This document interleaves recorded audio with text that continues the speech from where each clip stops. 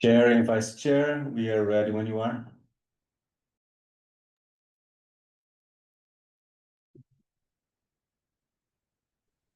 Great. Dr. Booker, did you want to call the meeting to order? Yes, thank you, Vice Chair. We'll call the meeting to order at 5:33 p.m. Perfect. And I will be reading the statement. Since time immemorial, the Kalapuya people have been the indigenous stewards to our region, building dynamic communities, maintaining balance with wildlife, and enacting sustainable land practices. A land acknowledgement is a way of resisting the erasure of indigenous histories and to honor Native communities by inviting truth and reconciliation. Following treaties between 1851 and 1855, Kalapuya people were dispossessed of their indigenous homeland by the United States government and forcibly removed to the Coast Reservation in Western Oregon. As we consider the impacts of colonization, we also acknowledge the strength and resiliency of displaced indigenous people. The city of Eugene is built within the traditional homelands known as Kalapuya Ilihi. Kalapuya descendants are citizens of the Confederated Tribes of Grand Ronde Community of Oregon and the Confederated Tribes of Siletz Indians of Oregon. They continue to make contributions in our communities here and across the lands. We express our respect for the inherent political sovereignty of all federally recognized tribal nations and indigenous people who live in the state of Oregon and across the nation.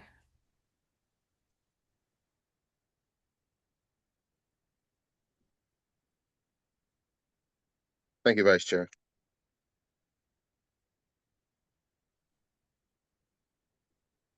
Now we'll move on to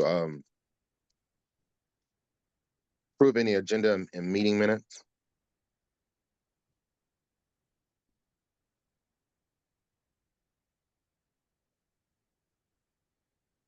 I believe we need a motion, correct? Yes. I make a motion to approve. Second. All in favor? Aye. Any opposed?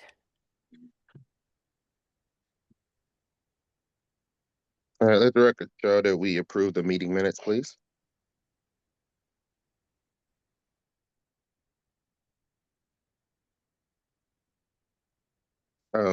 Bobby, I'd like you to, we can move on to number 3, which is welcoming new commissioners. Thanks, Chair. We also need a vote on the minutes, which were shared via email. We have several new commissioners joining us, so because they did not attend the last meeting, they may abstain from this, but as we do have quorum, we can have a vote on the minutes. I make a motion to approve the minutes. I second it. All those in favor, say aye. Aye. Aye. Anybody opposed? All right. Minutes have been approved.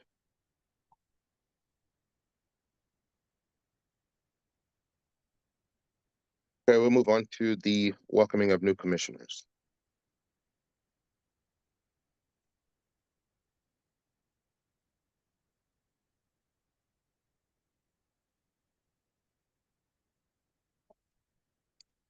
So with this hybrid format, we have one new commissioner joining us in person, 2 of them are online, and a 4th new commissioner just email. She's traveling and is unable to join us at this time. So there is Juniper Christopherson. Her bio is on the website. So after we get the 3 presentations, we can share her bio for a few minutes so people watching the meeting and for the record can learn a little bit about our new commissioner.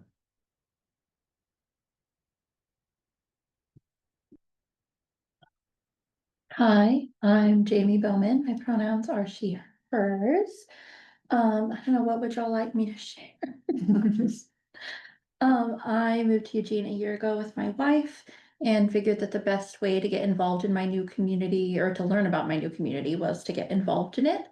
And I come from a background of trans and queer equity, of teaching folks how to be inclusive, of just basic language, about things that we often hear talked about in a public sphere, but many people don't understand. And so, as a queer person with a family of 5 for 5 queers, it's important to me that I leverage my privilege in ways that can help my community and my family.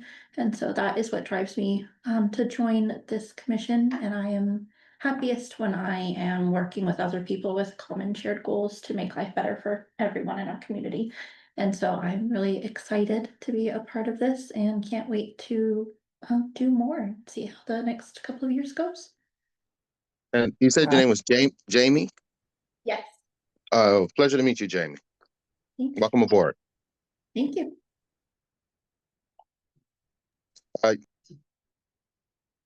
Obviously, you could choose someone to go next if you like. Oh, me? That's so much pressure. I can't. Just 1 second, we have Brittany and Elena online. Okay, let's just go in that order. Go for it, Brittany. Okay, thank you. Please excuse me for being remote. I plan to come in person.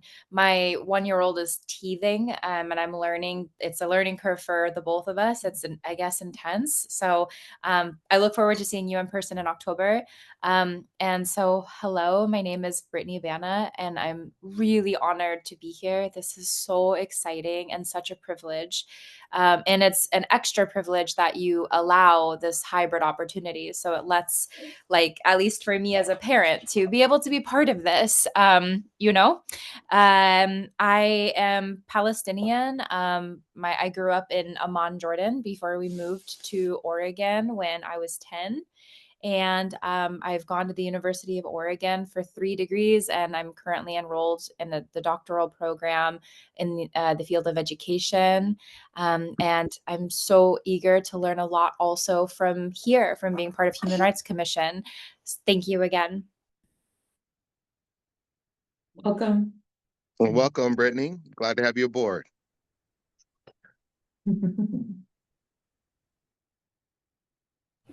Hi, hi, my name is Elena. Sorry I can't be with you there in person. I'm feeling a little bit under the weather and I'd rather not give that to any of you guys. But I'm originally from the Gresham, Oregon area, and right now I'm going into my 2nd year at the University of Oregon. I'm studying political science with a minor in planning, public policy, and management. And like a lot of you, I figured the best way to learn more about Eugene and get more involved in my community was to join this commission. I kind of had some similar work done in the Gresham area. I worked a lot with Gresham's Youth Advisory Council, so just trying to represent issues that youth are facing in the city. So that's kind of where my background is at, but this is my first time doing anything in this capacity with the city of Eugene. So I'm super excited to be here with you all and join you in person next month, hopefully. Welcome.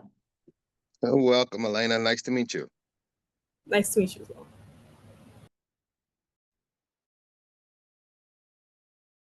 And for the new commissioner who is not here with us today, I'm just posting her bio from the website. So just 1 second as I get it on the screen so people can read it. Perhaps a current commissioner would like to read her bio so people at home can follow it. 1 second.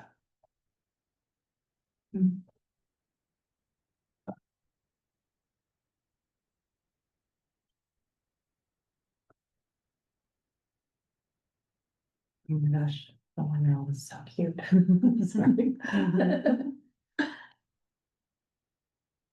You will not see it. Sorry. I apologize. It's sharing the wrong screen. Try again.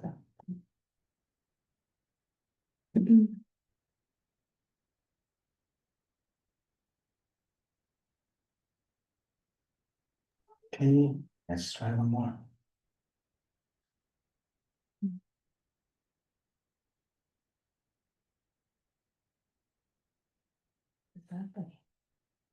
Go down, yeah, that one.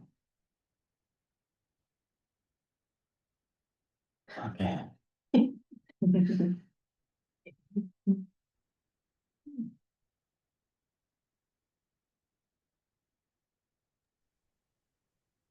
Would you like me to read it? Yes, please. Juniper Christofferson recently moved to Eugene and attends University of Oregon, where she is completing her Bachelor's of Science in Psychology and Neuroscience. She currently works as a behavioral health technician in Lane County, serving vulnerable populations within the criminal justice system. Additionally, Juniper has collaborated with the Office of Sexual Violence Prevention on harm reduction and community foundations, including educating University of Oregon students on critical resources pertaining to safety. She is continually looking for ways to improve her community and advocates for communities who may not always be at the forefront of systemic issues. Well, welcome Juniper. Say welcome to Juniper, even though no, she's not here. Thank you, Vice Chair.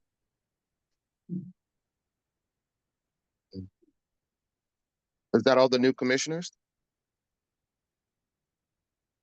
Yes, and next on the agenda, Chair, we have HSC leadership and commissioner updates.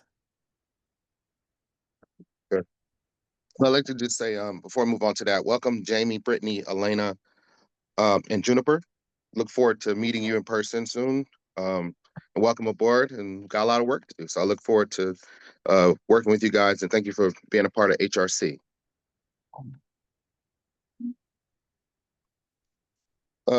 Fabio, if you wouldn't mind going off each particular commission update, because I'm not able to see the order. At this time is a time that we have reserved per the previous commission decision for the chair and vice chair to first update the commission on things that happen between meetings, and also for commissioners to share general updates if they attended events, if they are engaged in something, or they are aware of some event or some information that they want to bring to the commission's attention. Well, Vice Chair, if you could lead that and tell me if there's anyone who would like to speak or if you have anything to share. Yeah, I mean, we just had our retreat and had some of the action items coming out of that. If anyone has any community updates that they'd like to share, I think this is the time for that as well, if they've been connected with any groups in the area.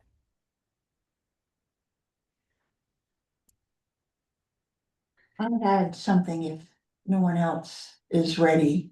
I was able to see and hear the most recent City Club presentation, which I don't know if any of the rest of you saw this. There was a very interesting discussion on what to do now that Cahoots is not in Eugene. And there are a lot of plans to try to replace Cahoots with another group, and I won't go into detail about that. It was really encouraging to hear. And that leads me to reflect that recently I have spoken to 2 community leaders who are working in nonprofits serving unsheltered and unhoused Eugenians. And they both are noticing an increase in public frustration with people who don't have a place to live. And there's always been some public frustration. But it concerns me that people are noticing now that state funds and federal funds are getting more scarce and Cahoots are not serving people the way they used to, that there may be something brewing, if I may say it that way. People are so angry and so frustrated at encountering so many unhoused people that I think we may be, I fear that we may be seeing actual physical conflict. And I know we've seen it before, but it may be increasing. And I'm just wondering if there's something that we could facilitate, maybe with the neighborhood associations. Where possibly there's some outreach or education about what it's like to be unhoused. And how structural issues have brought us to this place and policy issues have brought us to this place. It's just a thought, just an expression of anxiety. Um, So Commissioner Poindexter, I share your sentiments, especially with the unhoused. I've definitely have seen the effects that and violence that can occur when this type of issue is not addressed head on. I feel like maybe as a commission, and correct me if I'm wrong, Fabio, I'm not sure if there's something we need to vote on or not, but maybe it might be a good idea to write and have city council and the mayor involved in this discussion. This is way bigger than HRC. But I do think that anytime we have concerns of violence and potential conflicts that could go on between the unhoused and the rest of the population, city council and the mayor should be well aware of our concerns as to so they can get ahead of it or tell us how they would like us as a advisory committee to go about assuring the public that we are aware of it and that we are doing our due diligence as HRC in order to address the issue.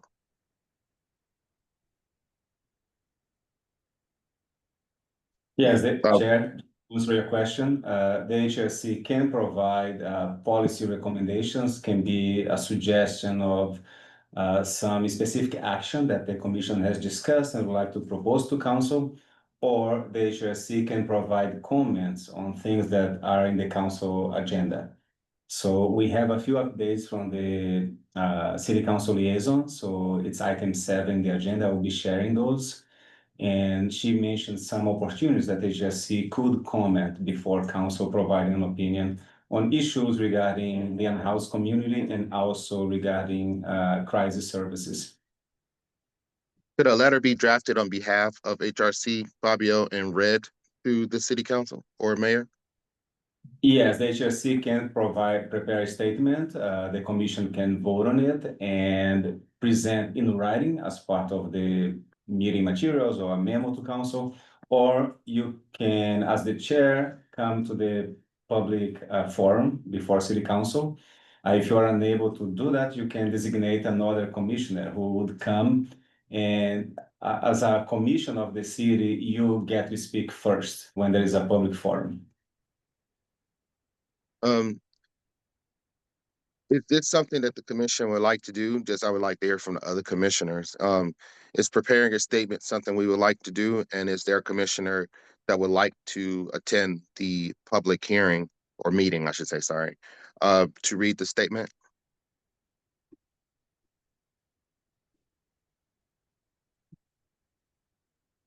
I mean, I'm happy to read a statement in public. That doesn't bother me at all. I just don't feel like I have enough experience on the subject in this community to know where to even start to draft something like that. But I would be more than happy if we did that collectively to go and read it.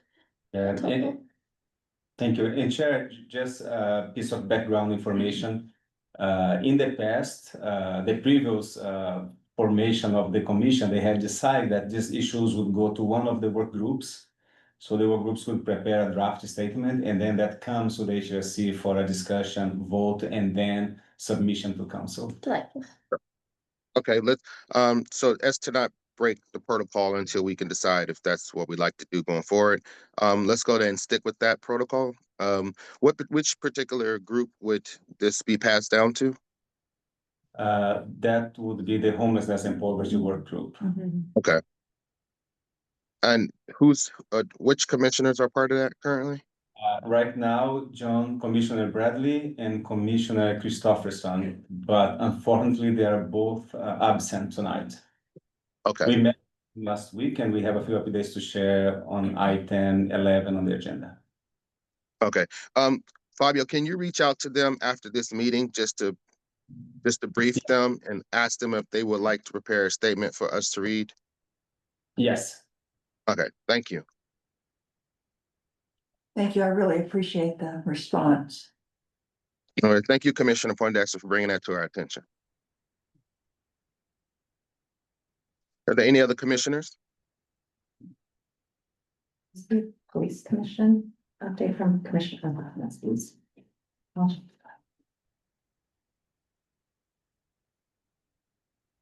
And for the new commissioners, Chair, just provide information for them as part of their training still. This is a moment when you can also share things that you are interested in, or if you attended something that you believe is related to the HRC's work, you are welcome to share at this time.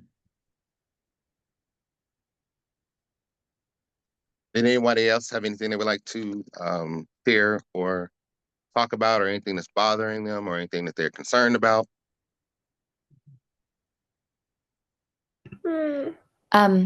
This is Brittany Banna. I raised my hand because I didn't want to. I don't know how this works, and so so is it okay if I just speak out loud like this? Oh, that's fine. But I can't see when people raise their hand. I think Fabio can, but sure. Please go ahead and talk. Yeah, it's okay. Oh, okay. Okay, thank you. I wanted to second that uh, uh, uh, Poindexter. I'm so sorry, I forgot your first name, but I also would love to help with that as well, with any writing. I've lived here for 15 years now, so I think I could offer support with that in any way. And then my second point, I am interested in exploring more with information about the flock cameras, which Lindsay Leach emailed us about as well. But this is something that, even if it's not today, it is something I'm interested in exploring with you. Yeah. Commissioner Banner, the City of Eugene Council, and I think Councilor Leach mentioned this, will be receiving a presentation on flock cameras on October 8th. And so we can send a reminder and a link to the commission so that you all can tune into that work session. Okay, thank you very much. Thank you also, Brittany, for offering to help with the writing.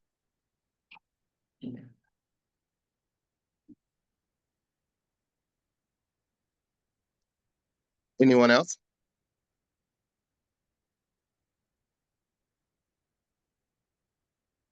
I would just Vice Chair, did you have anything? I'm sorry. Nope, you're good. I was just keeping an eye out for you. Oh, okay. Thank you so much. I would just like to say haven't been I guess out in the community to kind of gauge the temperament of the community at the moment, but I will just say we have to find ways to stay united and not divided. There's a lot going on worldly that indirectly affects us, well, directly and indirectly affects us as a community within Eugene. We have to be aware of what's going on in the world and how it trickles down. And as I say, we must find ways as the Human Rights Commission to engage with our different demographic groups so that we stay united and strong as a community. I'm open to suggestions on how to do that, or in terms of working with other groups to shed light of bringing unity and closeness within the HRC. You're stronger in numbers. So it would be good to get with other groups that are passionate about community unity, and possibly HRC partnering more with them to kind of gauge on how we can be more active, or how we can be some more supportive in unifying the community. And that's all I would like to say in terms of the climate, and given worldly events that are happening that will trickle down and affect us as commissioners, especially within our community.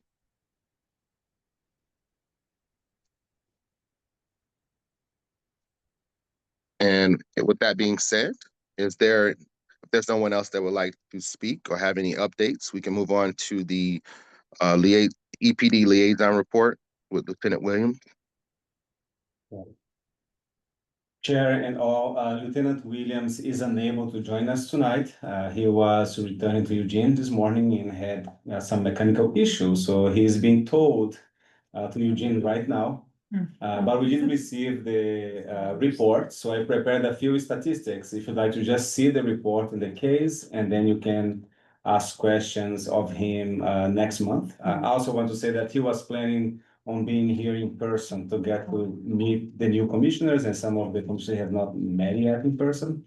So it was unfortunate that he could not get to Eugene on time, so he's still on the road. I hope he can come next month in person. Yeah, so Chair, if you'd like, I can adjust the statistics. Yes. Give me just 1 second.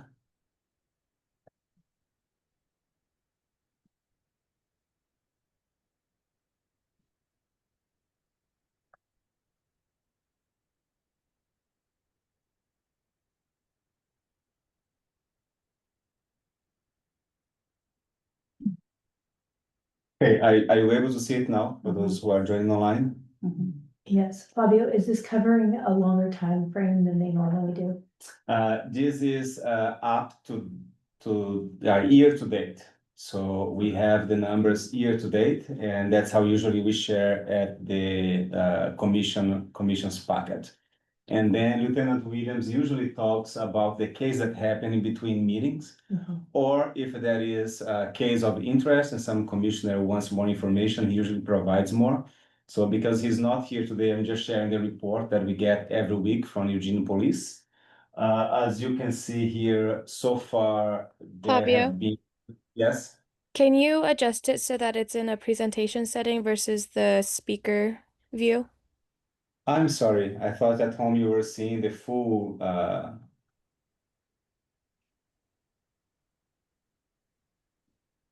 There you which go. one? No. Okay, thank you for letting me know. We're seeing something different on our screens here. Thank you. So what we can see here is year-to-date data. It has been sorted by the kind of charge to each one of the cases. We have 26 cases so far. And later on, I will show a little bit of comparison to previous years. So Eugene Police has received 26 reports of hate crimes. There are possibly more, but that's the data that is available from the people who took the steps of calling police and reporting what happened to them. You can see the number of arrests, so 40 arrests made in connection to those 26 cases. On the next slide, I'll show the same information just organized by the targeted groups. And here you can see it. So anti-Black and African American, we had 8 cases so far. Anti-LGBTQ plus 6, and anti-Hispanic or Latino 5. So those were the most targeted groups in hate crimes reported to Eugene Police so far this year. When Lieutenant William joined us in October, he can answer questions about the case, mostly the case between July and now, or in October. So if you have interest in any of those cases, or if you'd like to know more about general trends, you can let me know, and I will pass the questions on to him so he can prepare a presentation for next month. And A question I would like you to pass on is what is our city staff and the EPD doing to be proactive to address the largely increased racial I don't know what to call them, racist attacks? What are they doing to be proactive in order to address this?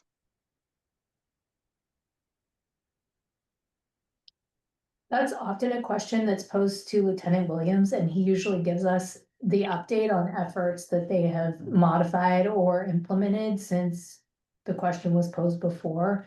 So I think we'll have to ask him to bring sort of their latest efforts to be able to describe them at the next meeting. Yeah, and usually Lieutenant William will speak on behalf of EPD in terms of crime prevention. The next item is a presentation on the bias incidents, and those are the discrimination and harassment incidents that are not criminal, that our office works with and the HRC works with in supporting education through the community. I can speak, when we transition to the next item, I can speak about the action that our office has taken in the past few months to promote education and support for victims of bias and discrimination incidents. I have one observation and a question. If we combine the anti-Black with the anti-Latinx cases, we can see that ethnicity and color is the largest group of people who are being attacked. And that is of great concern, of course. We heard a few months ago about some anti-Asian crimes where houses were being broken into. And I'm not sure that's reflected in this particular page. So I think I'd like to hear from him about those. Yeah, I can ask him that question. Just as piece of information from previous meeting, he did address something similar before. And the classifications of hate crime is not necessarily because of the identity of the victims, but about the motivation for the attack. The motivation. Yeah, it's about the motivation. That's how our law Right. deals with hate crime. It's about the motivation for the crimes. Right. So these are crimes that had something was said or done that was because of the victim's identity. And there was the motivating factor. It would be good to know what they're doing. What is the city doing and the police commission doing or police EPD doing in order to make these communities feel safe? And that's what I mean by proactive. Thank you. I'll pass those questions on to him so he can prepare a presentation for October. Any additional questions on this one? And Chair, I'm done with this item. Okay. Thank you, Fabio. Now we can move on to, this was your hate and bias ordinance, Yes. correct? Yes. Is there anything else you would like to share about it or your observation? I am going to share now information on bias incidents reported to City of Eugene staff. This is different from the reports that go to the Oregon Department of Justice bias hotline. So we combine them in the end. So I do share this information with the Oregon program. And when you present the annual statistics, we have everything combined. But this is just what we see in our own facilities, things that have been documented by staff. So far this year, we have had 34 cases documented. So that's, sorry, not so far this year, between January and June, we had 34 cases reported. Sexual orientation was the most common type of case, and race and ethnicity the second one. Some cases are targeting multiple categories. Here is a little bit more detail on those cases. So anti-gay, 15, anti-lesbian, 1. So that was a very common threat. And those incidents are usually targeting City of Eugene staff or hate speech in general, something that was said or done at for example, at the public library. Anti-Black, 9 cases, 4 cases involving language against people with disabilities. And the reference to the word that used most commonly is there on the screen. We also had 3 cases of anti-Semitic messages, 1 anti-Muslim and 1 anti-Asian. And those 5 incidents were all at the Eugene Public Library. Just for comparison, here is a snapshot of what happened in the past 2 years. So you can see, for example, that the cases reported to Eugene Police last year were 30, and the year prior 27. So far we are at 26, sorry. So if the trend continues, we probably will see more cases in 2025 than we saw in the previous 2 years in terms of hate crimes documented to Eugene Police. In terms of hate incidents, seems to be a little bit below what we saw in the previous years. So a little bit more on the criminal side and fewer incidents on the bias and discrimination incidents. I have one question about terminology and categories. If there was an anti-trans incident, where would that go? What, That would be on, it's like sexual orientation or gender. Usually you have to read the case description to make a determination. okay. We follow the determination that is made by the state. So we send them the description of what happened, and their staff interprets the situation and assigns a classification to that. Oh, thank you. And Chair, to answer a little bit of your question about what is being done on this front, what our office does, our most common action is being present at community events, community conversations, trainings, forums, debates, presenting information, sharing resources. So most recently, we have been sharing the You Belong campaign. So that's the material prepared by the Oregon DOJ. Melissa is the staff that attends most of those events, especially during the summertime. So Melissa, if you'd like to share a little bit about what happened this summer in terms of community events, participation and engagement at our events, that would be great. Sure, I'll do a quick kind of summary. We had less active events this year, although we still hit some of the major ones. And this year we really have teamed up with all the different city departments to make sure that we also represent some of their materials, or asking community members if they have a specific question about a specific department that we can't answer, to be sure to collect that information. But a lot of the materials that have been taken by community is about the hate and bias reporting, the DOJ hotline, and also a lot around sanctuary at this time. So that includes like events like the Asian Celebration, Aloha Festival, Pride, which moved to June. This Sunday is the Nobel Park event that we'll be attending, and I think there's an invitation for you all later. But yeah, those are different events, and you could sense that there's worry in the community, and so they were very grateful for those different resources. Yes, and just to complement that, and on the first part of the year, most of the requests we got for support were regarding immigration.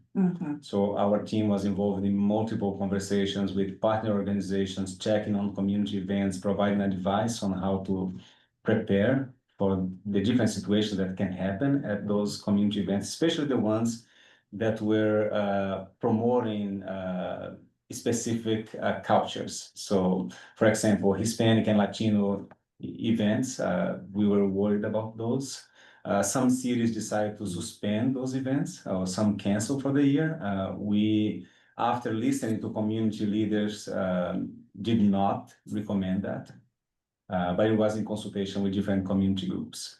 And one thing that we are doing this year is also reevaluating our training program. So we have been delivering our Belonging training series, and that's mostly for staff for the past 5 years. And we're right now discussing some adjustments to the training program. So that's something that we control in the cities, like providing more information, more education, more support to our staff, so they can, in their interaction with the community, pass that information along.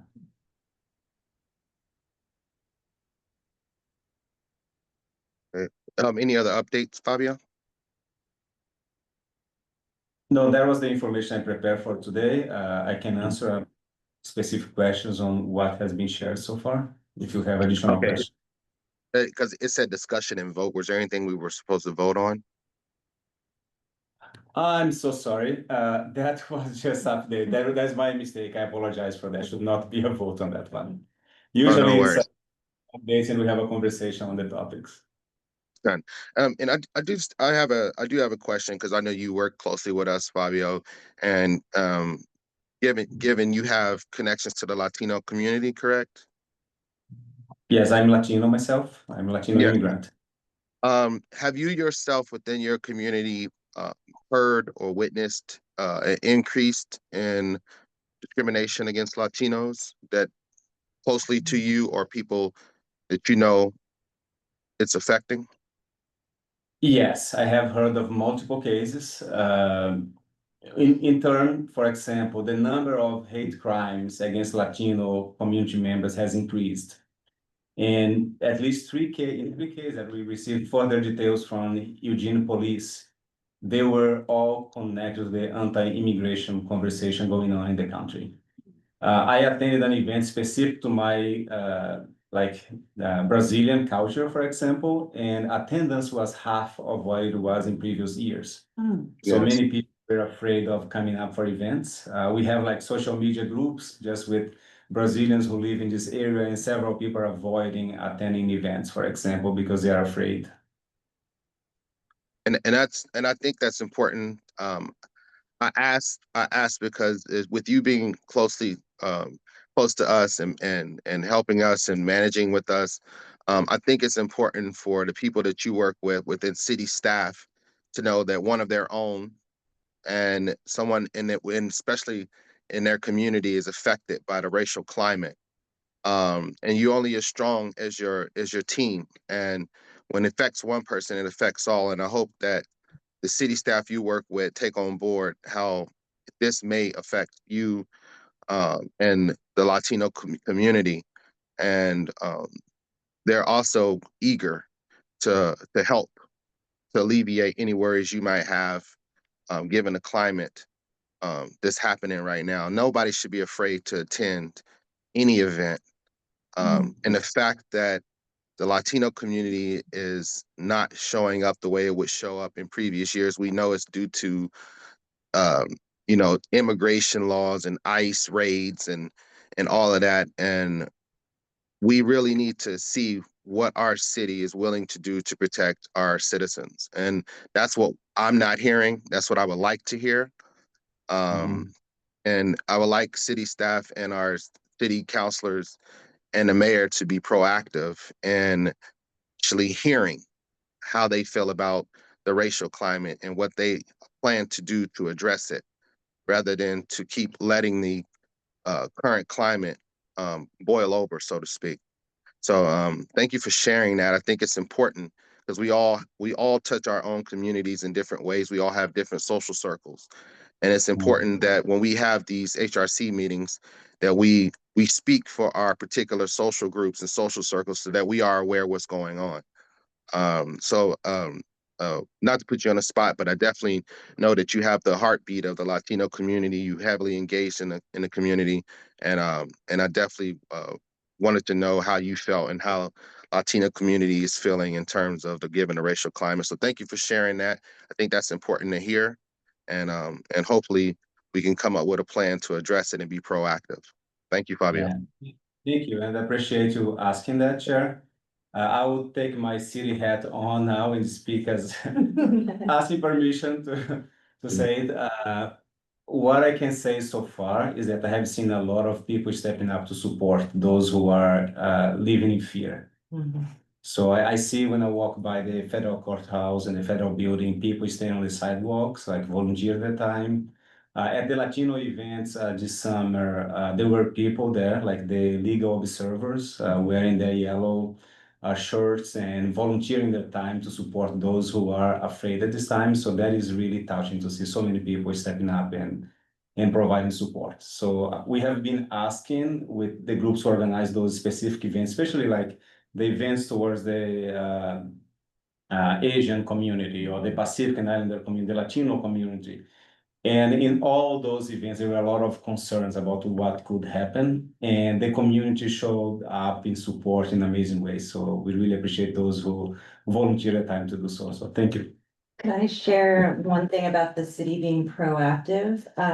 Fiesta Cultural just happened and that was a big concern, whether to still hold it, what to do about keeping safety. So we did have observers as well as Rainbow Guard, who's been an immensely great resource to community events. But I know our city team decided to live stream our Fiesta Cultural just to provide some of that bridging of using technology and still being able to reach folks. I mean, it's not the same, but at least to still participate or observe what's going on. So I appreciated that our communications team took that on. Thank you. Yeah. Thank you for sharing that.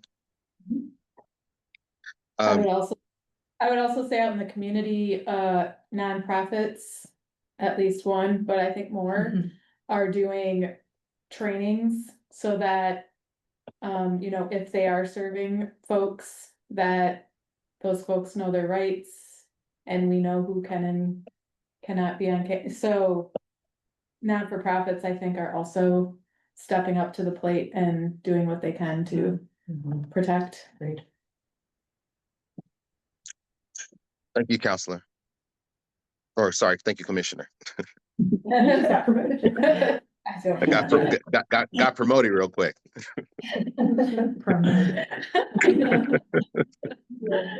All right, we can move on now to City Council Liaison update.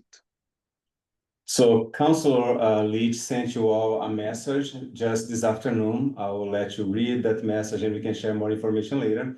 But she did send a few updates that is important to share with all commissioners and also for the community who are joining us today. So I will have those on the screen. She was mentioning some important dates coming up on the City Council agenda.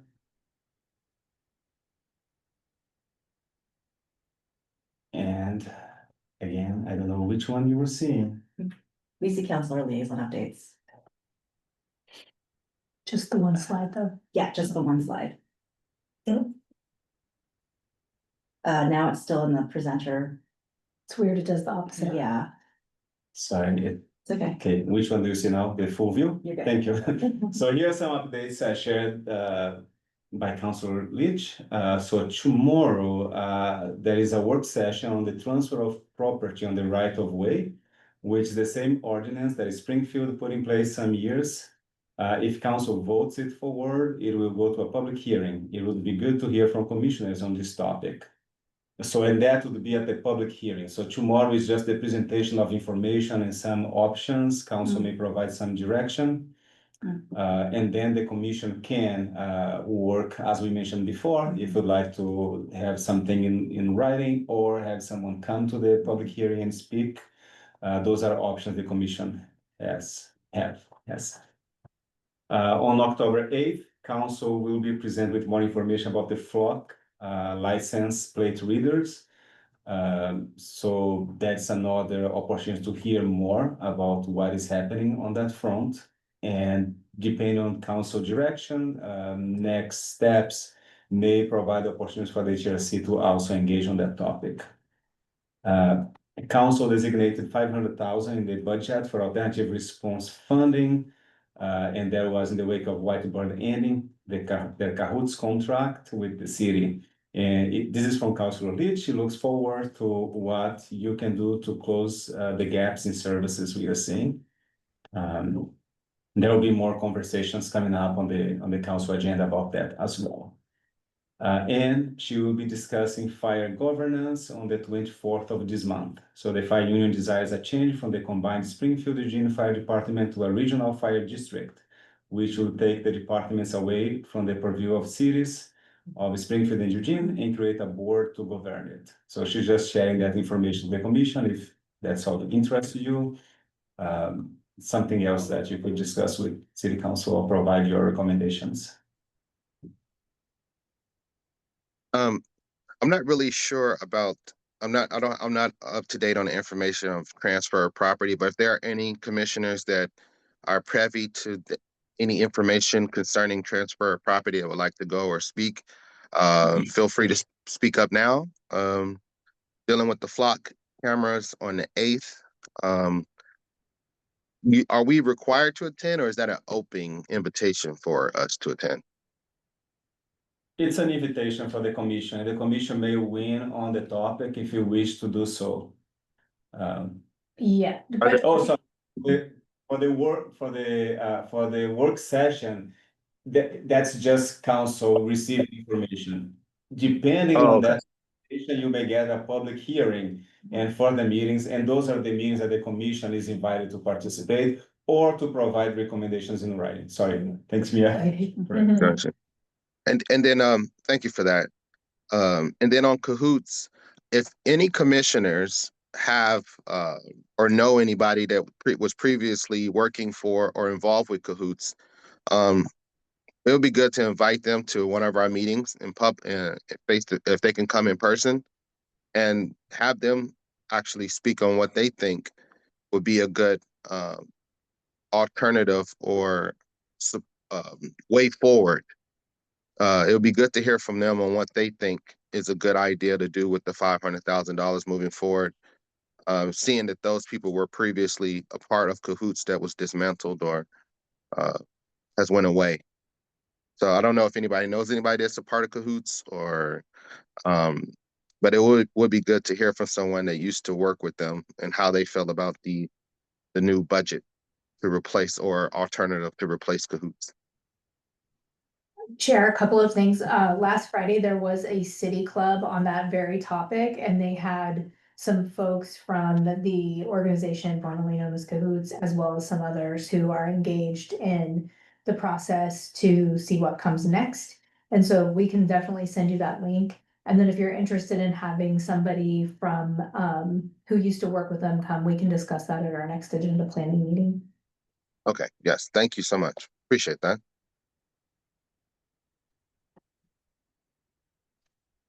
All right. We're done with the updates. We'd have no vote on that. So let's move on to the request support from NAACP. If no one else has anything with city council updates. If nothing on the city council liaison updates, we do have Irene Rashid online with us to speak about the request from the NAACP. Irene, you can go ahead and unmute and show your video if you'd like. I know that you wanted to join us in person, but travels brought you somewhere else. So thanks for joining us online. And Chair and all, just before Irene presents her request, I want to share just a piece of information for the new commissioners. This is the first time you are dealing with the request for support. So the way it works is that people can submit requests to the HRC. There are different categories, can be just supporting in terms of providing the HRC endorsement. And then we have different layers of funding that can be distributed for community events. Usually those need to align with HRC goals. The presenters will come sometimes and explain what they are asking for. And the commission has a few options. You can deny the request. You can vote to support and approve it, or you can amend the request, like vote at a different funding level. So the commissioners who have been on the HRC longer, they can start the discussion. But the new commissioners are welcome to join. Like, you are a full voting member of the commission, you can participate. Thank you, Chair. I just want to provide the new commissioners with some background information so they can participate fully in the conversation. Oh, no, thank you. That is super important because I would love to have them engaged.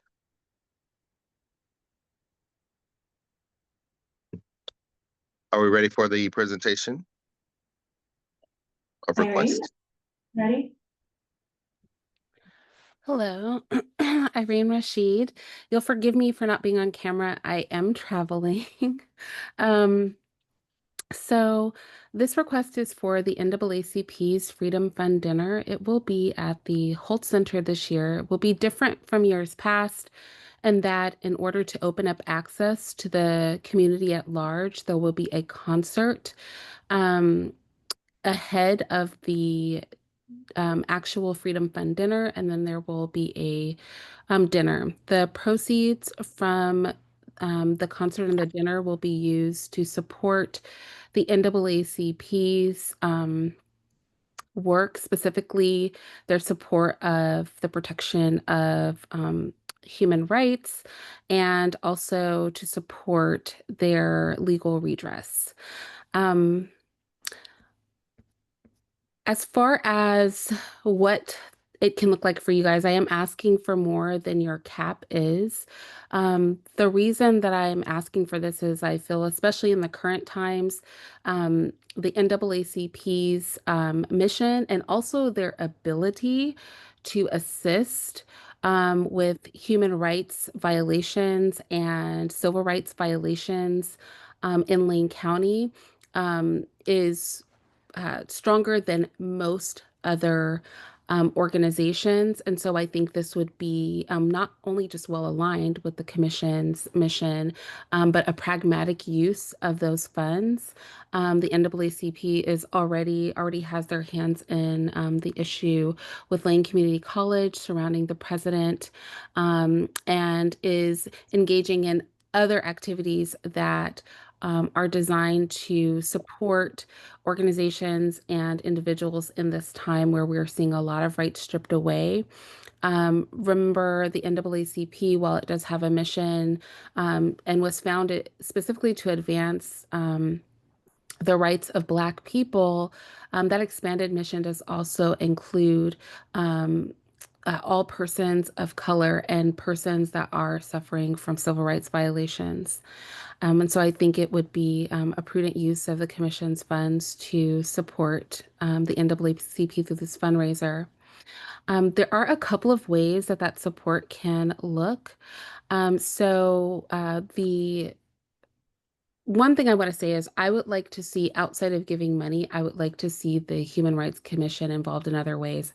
I don't know what that could look like, but I would like it to be a both and thing, even if that is just providing information on your commission and how people can get involved or what it is that the commission does, just having that information available. And if there are other ways and other resources where people can really plug in that can be provided, that's really important, that I do have a space for that at Holt Center, and we would like to see the commission show up in those ways, as well as, of course, if you have time volunteering.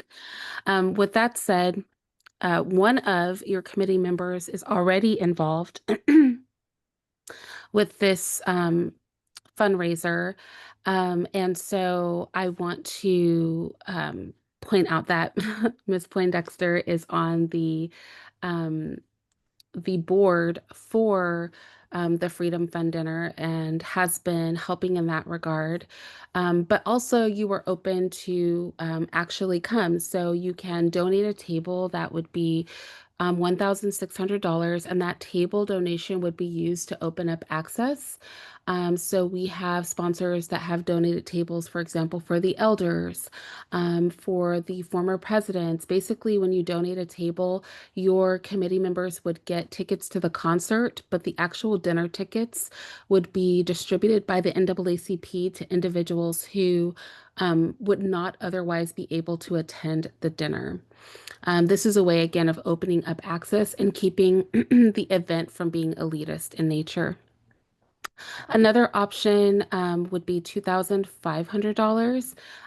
That would, again, support the work that the NAACP is doing and would be open for the commission to attend, have an 8-seat table at the dinner itself, and also attend the concert. That is what our request is, and I'm open to answering any questions that any of you may have.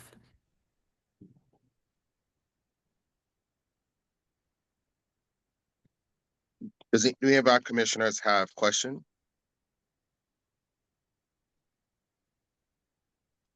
Is this a fundraising dinner, correct? Yes, it's the annual dinner that nationally the NAACP holds to raise funds for its work. Okay, and would the funding just be kept local? Yes. Each branch is responsible for raising its own funding. And I guess, are there only two options that you are proposing, or is there something that we can be more flexible with? These are the two options that I'm proposing, but obviously, if you guys come up with something else, then your support is just appreciated. Perfect. Apologies for all the questions. How much, I guess, are table sponsorships in general, if you're saying that for one it's 1,600 for like just a sponsor table, and the other would be for us to attend and to go to the concert? So what are the prices, I guess, for a sponsored table for the individual tickets, and then the difference between the dinner and the concert? Yes, so the tables that are donated are $1,600. There are two levels of table purchases. One is $2,500, which includes tickets to the concert, and one is $5,000, which again includes tickets to the concert. Both are 8-seat tables. And then there is the option to attend the concert itself alone. Individual tickets for the dinner are $200.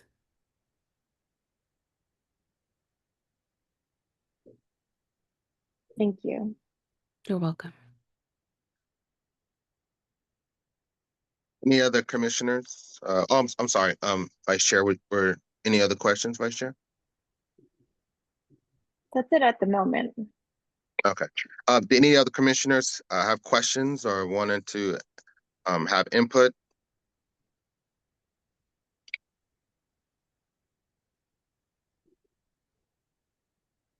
Commissioner Poindexter, did you want to speak on? I am, I'm wearing two hats right now because I am helping to put the Freedom Dinner together, as Irene mentioned. But as a Human Rights Commissioner, I want to say that I think that the NAACP's local services and local protections for human rights are also very important for us, and that there is a convergence of mission. And I think that it would really help both organizations if we were in partnership in some way. And I like the idea of our having hate and bias cards available at this event, at the dinner. We've already talked about the increase in hate and bias for people of color, and I think that any presence that this commission has, no matter at what level we decide, is really important. Thank you, Commissioner Poindexter. Can we be reminded what the total budget is we have for the biennium? Is it a biennium, right? It's a biennial budget now, so you have 20,000 for the biennial, so roughly 10,000 per year. Okay.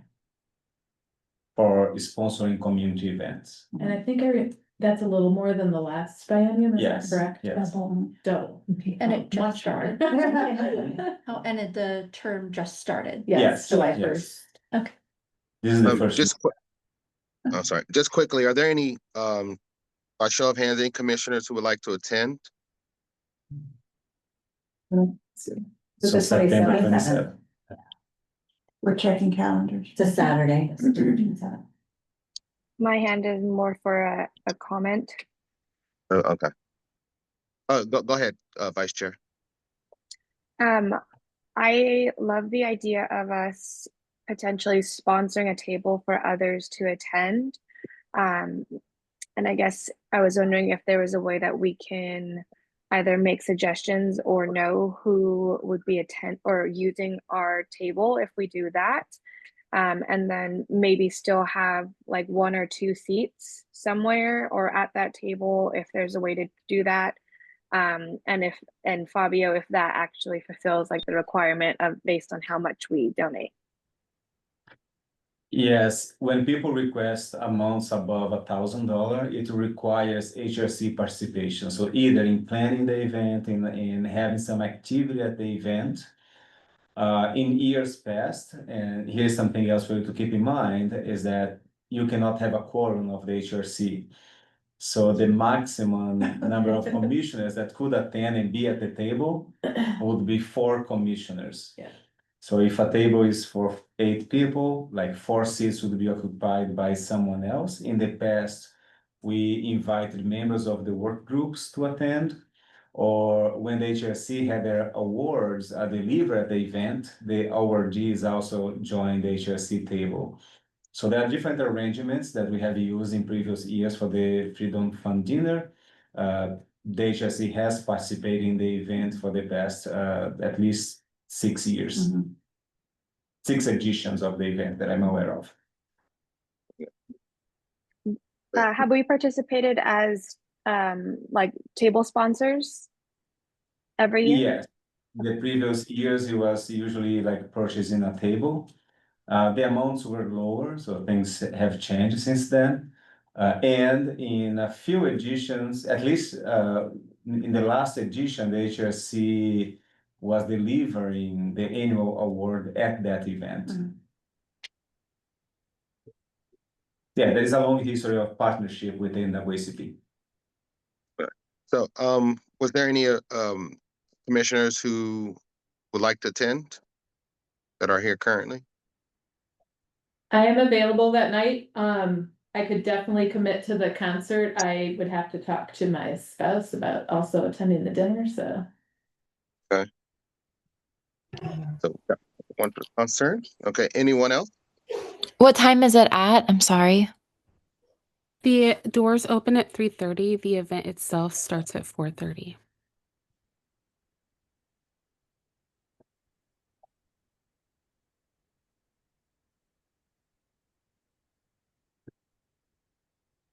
Irene, would it be possible, or I guess also Fabio, if we did say we want to sponsor a table that is also maybe like half open to community, or 6 out of 8 is open to community members, and that way we still have a couple commissioners participating.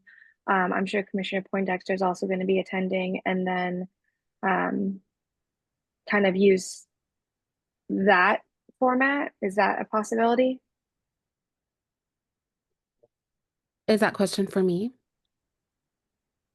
I think it's for That- both of you. Yeah, that will be mostly for Irene. She's representing the organization providing the event. So Irene, the suggestion is to have 2 seats for the HRC and 6 seats for community members. Yes. So I would say that with other sponsors, I've not made that. I have been asked that, and I've not made that concession. I will say this. I'm not closed off to it, but I will say this. For this event, I would like the commission to consider that it is in 2 parts. The one part is the expense of throwing the concert itself, and also keeping some of those prices low to open up access to community. And then the second part is the dinner. And unlike in dinners past, where we did what most nonprofits do, which is we order very bland chicken and a vegetable and a dessert. The dinner at this event is a cultural dinner, so there are things that are very expensive, such as oxtails.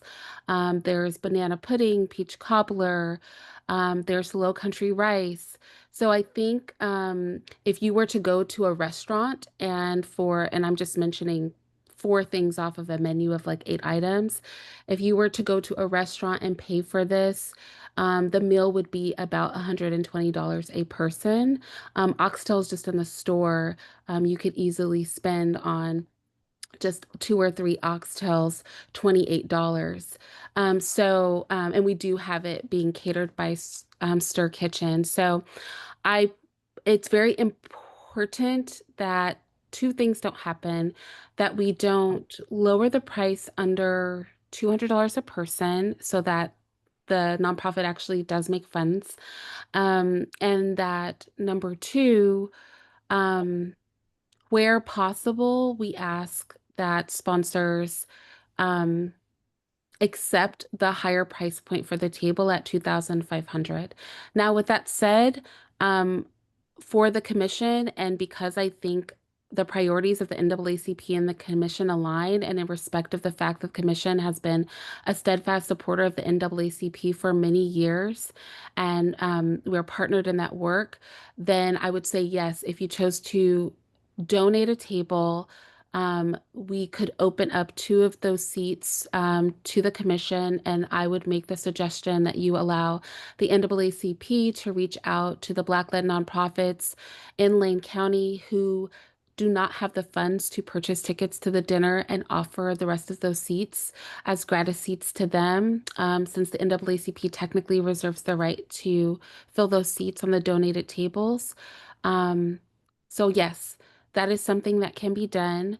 And I would still say that I would be open to, if it falls within the rules of the commission, to providing any other commissioner that wishes to attend the concert tickets as part of that sponsorship, to show our gratitude. However, I say all of this with the caveat that if possible at all for the commission to sponsor a table at the lowest sponsor rate versus the donation rate, that would be greatly appreciated.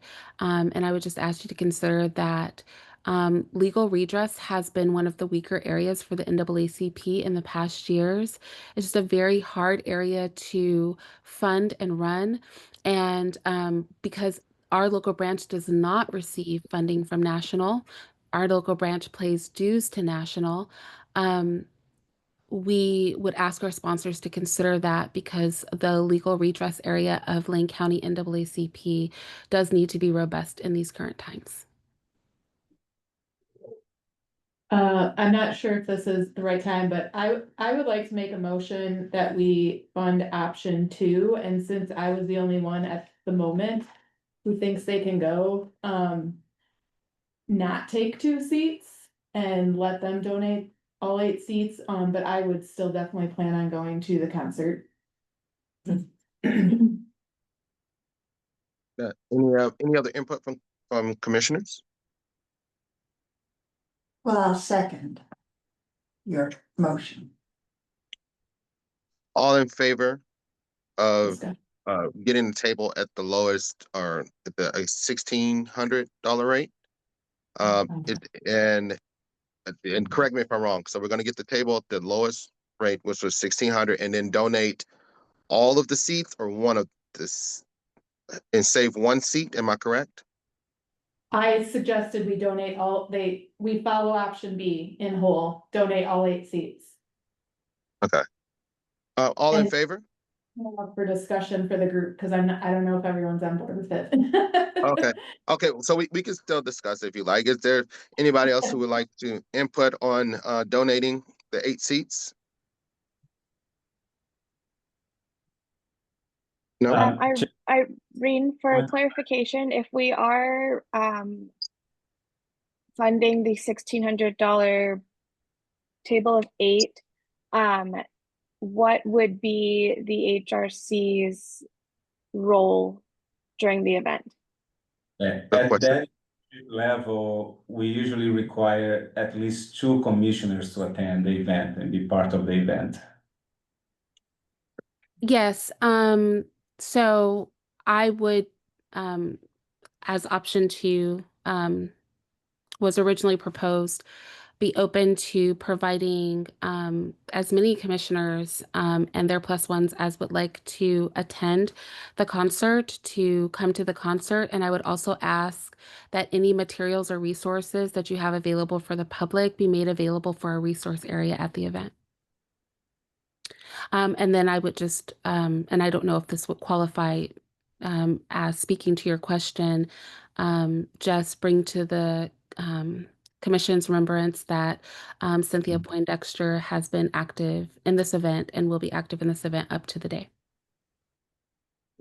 And for clarification, well, I'll be volunteering and won't be eating and sitting. But I think that because there are 2 phases this year, that there's a concert that a lot of people can go to, and then a dinner, which is very small. I think that if we fund a table and then Martha goes to the concert, that is two commissioners participating. And Irene has said she would open concert tickets up to anybody on the commission who wanted to go. So that seems to me like it fits all of our criteria. Okay. So we can, thank you for the discussion. I definitely would, if I was available, I definitely would be there. So I do appreciate, commissioners stepping up and attending. This is a very important event, for Eugene and our community. It's definitely something the Human Rights Commission should be involved in and supporting. And I'm all on board with, supporting this event. And I'm glad that you made that statement, Commissioner Poindexter. So I think we do feel a requirement of having two commissioners attend. And now we can take it to a vote. And the motion was made to buy the $1,600 table and to donate all 8 seats. And the cap, and part of that being we all have two commissioners that will be attending. So all in favor of the 1,600 and donating all 8 seats, say Chair, aye. Oh, Chair, sorry. Irene has a comment or her hand Oh, up. sorry about that. I'm sorry, I did not see. Sorry, Irene. No worries. I just have a question. And I don't know if this is the appropriate time to ask it, but I want to ask it if I can. Dr. Booker was one of our award recipients for the Community Connector Award last year, and he also runs a nonprofit here locally that distributes food. He is on my list of nonprofits to contact, and that could ultimately result in Dr. Booker being present at the dinner, especially since the commission is donating a table, and the goal for that table would be to invite nonprofits, leadership who's not already registered as attendees on the event. That will not be a conflict. I just want to be clear because that was going to be in the works whether the commission gave us funding or not. So I just want to be clear that that is okay moving forward. And I don't know if that will or will not contribute to, because he would technically be there in 2 capacities if he were there. Oh, okay. So thank you for bringing that up. I really appreciate that. And I would like to say too, yeah, I'm wholeheartedly in support of NAACP and their mission. And I was awarded the Community Connector Award last year. And I wholeheartedly appreciate that recognition. So especially with given my nonprofit and the stuff that I've done for the community. So thank you for bringing that up. I would love to be there. I'm just not in the city at the moment, so I won't be there in person in the area during the time of the event. But thank you. I could have a representative from my nonprofit show up to represent my nonprofit if you would like. But me personally, I wish I could be there. I'm just not in the area. But I definitely would love to attend. So with that being said, I want to put the vote on the table. So that would technically, so correct me if I'm wrong. Fabio, correct me if I'm wrong. So the first amount was for 2,500, and the second option is 1,600. So the option on the table, the motion on the table is to approve option 2. Yeah. And donate all the dinner tickets. So the HRC would be attending the cultural part of the event, which happens before the dinner. And Chair, just a point of clarification, because you were mentioned now, someone who was going to be invited through your nonprofit work. That could create a conflict of interest. So since you said you were not in Eugene and not going to benefit from that participation, I think that is mostly cleared. But we can check later with our legal advisors just to make sure that we are following rules. I would recommend you abstaining from voting at this request. Yes, I will abstain from voting, given that light. But yes, I would just like clarification legally on, just so it's not a conflict of interest with me being the chair and having a nonprofit as well involved. But yeah, I will not be in attendance, and I will not be participating just due to me not being available. But I would like to know, with me having a representative from my nonprofit there, separate of me, that part is legal, correct? Yes, we have had situations when people involved with HRC are also volunteers at other events. The conflict of interest law mentions that it's illegal if you are receiving benefits to yourself or for a family member because of your participation in the entity that is granting the money. So we can check to make sure that everything is being covered, but thank you for mentioning that at the meeting that you were not here. So that clears most of the perception of a conflict. Okay. And then I was just trying to get clarification on the difference. If we are meeting the requirements for attendance, why could we not donate the 2,500? The proposal, I believe, was for the 1,600. It's not that we couldn't donate the 2,500.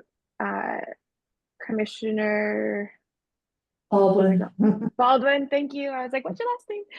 Commissioner Baldwin recommended we do this option 2 so that we donate all 8 tickets, because the first option was that we attend in those seats.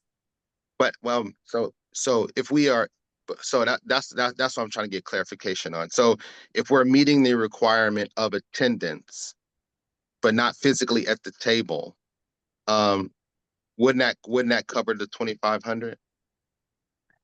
It's a little bit vague on what that active participation means. And there was language that the commission discussed in the past. So usually that's reserved for events in which the HRC is having a more prominent role. For example, presenting an award at the event, helping organize content for the event, and so on. In this case, what is being proposed so far is HRC attendance and us having some materials available. But that's an HRC's conversation of how much of your budget you want to dedicate for this coming event. Okay. Okay. So so the motion was put forward. So we have to vote on the first motion, correct? Yes. Okay. So okay, so the motion on the table is to grant the 1,600 and donate all eight seats. So that's the motion currently. That's the motion currently. So all in favor of donating the 1,600 and all 8 seats, say aye. Aye. Right. All opposed? Okay. No one opposed? Okay. And I have to abstain from voting. So it seems like the ayes have it. So Miss Irene, are you there? I am. So it's with me abstain, I'm not able to vote on this particular request, but it was been, what has come to conclusion is everybody voted to grant the 1,600 and donate the 8 seats. Okay, thank you so much. I want to thank the commission for supporting the NAACP. I would also ask that while you are checking on how we can, the legalities of us supporting Dr. Booker's nonprofit, which I want to be clear is not exclusive to him, it's for all of the Black-led nonprofits in Lane County. Another option that I want to be sure is not going to cause a conflict is that we do have an insert that's going in the program that our local nonprofits will be able to feature their name, a QR code so that they can receive donations, and a little like blurb about their nonprofit. I just want to make sure that providing Dr. Booker with the same perks that we are attempting to provide to the other nonprofits in Lane County will not create a conflict for the commission. So if somebody can just follow up with me on that so that we just make sure that the NAACP is aligning with the rules and regulations of the commission as we attempt to support Dr. Booker in his capacity as a nonprofit. Yes, Thank you, Ms. we'll check on that outside of the meeting. Sorry, Chair, go ahead. Oh, no, thank you. Thank you for that, Miss Irene, and thank you, Fabio, too, for following back up on that and making sure that Miss Irene has that information. I myself would like to have that follow-up information just so I know I'm not breaking any rules or stepping over any lines I'm not supposed to cross. Yeah, Dr. Booker, what we'll typically do is provide the information to you as the agent of the city, as a commissioner, and then you can share that information as you see fit. Okay, thank you. I really appreciate that. All right. Thank you for listening. So Ms. Irene, thank you for being here. Thank you for partnering with HRC. Please continue to do the work that you guys are doing. It's heavily needed, especially in this time. And we look forward to meeting in person in future and seeing how we can grow our relationship and work more closely together to see how our convergence of missions can be more active and involved in the community. So thank you so much for being here and your request. And I look forward to sorry I'm not able to attend, but this is such a need, and I wish everybody there health, happiness, and a successful event and protection. So thank you so much for being here, Ms. Irene. Thank you. I thank the commission for your time and your support. Have a nice evening. You as well. Thank you.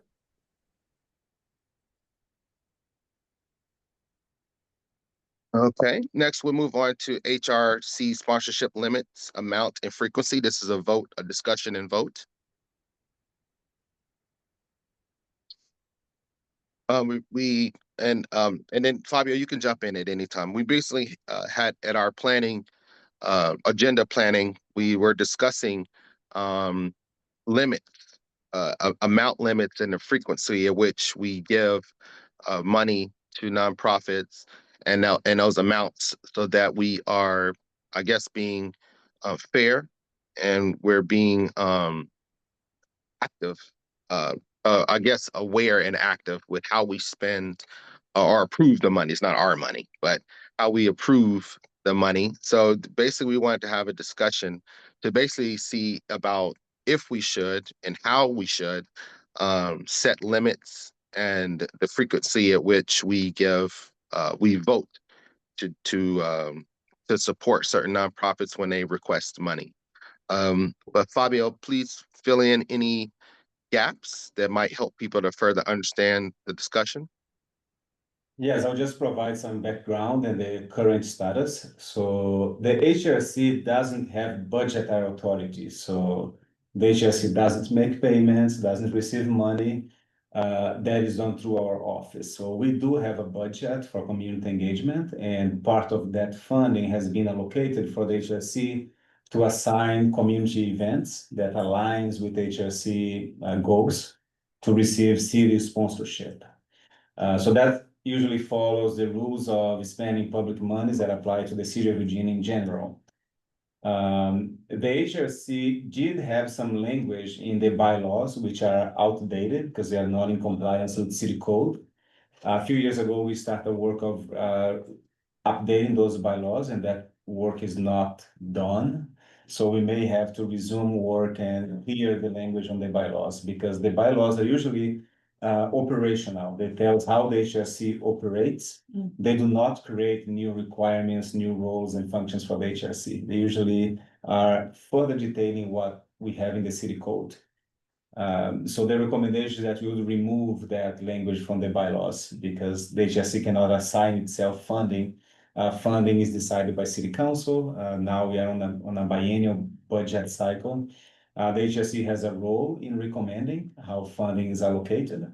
The HRC can advise council on that, but it doesn't receive money to spend. It comes through the office that is assigned to support the HRC. So right now, the commission has this language on the website and people can apply. Small events, we can approve up to 200. That doesn't require involvement of the community, of the commission. Between 200 and 500 usually requires attendance at the event. Between 500 and 1,000, we ask that HRC be involved in preparing the event.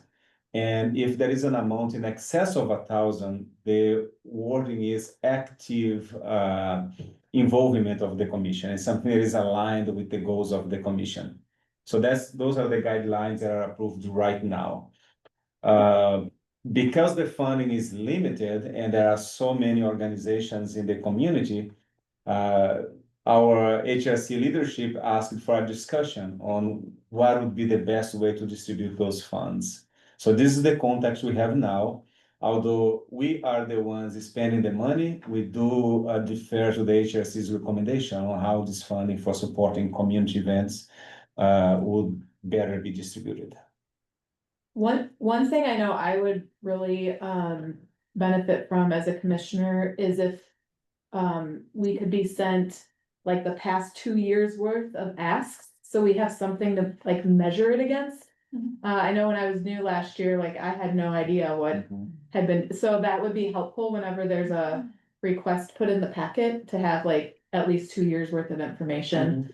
If that's not a ton of work, so.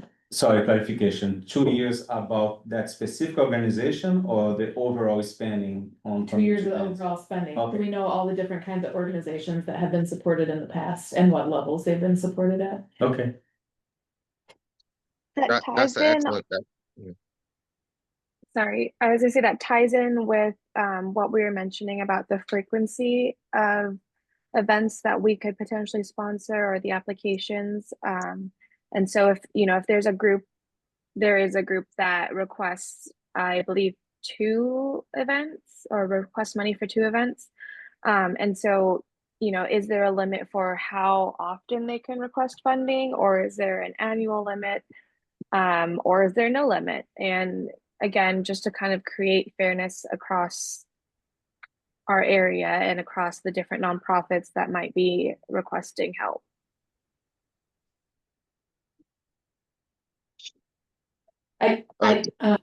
Commissioner Baldwin again, one concern I have had is about equity in that like there are certain organizations that know this money is available, and I think a lot of organizations that don't.